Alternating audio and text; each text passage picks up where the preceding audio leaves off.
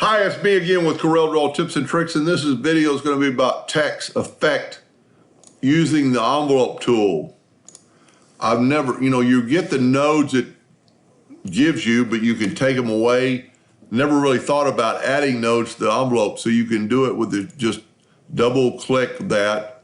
Let's select all these and turn them into a line, so they're already a line.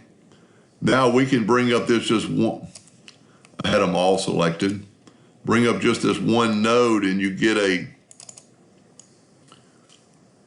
and you could put it right on the top of that T. So you've got you can make them like it's almost like it's going around a corner.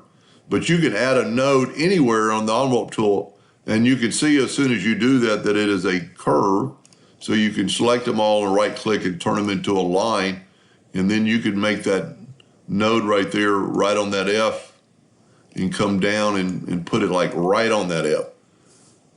There's a lot of possibilities that you could do with this. So don't forget, when you're using an envelope tool, I've never really considered it. I've always thought about taking nodes away, like these nodes that you don't need, but I really never thought about adding a node and then going from there. And you could actually add another node there and bring it down.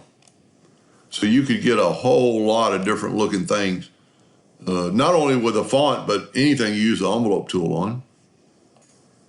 Anyway, I hope that helped a little bit. Thank you for watching.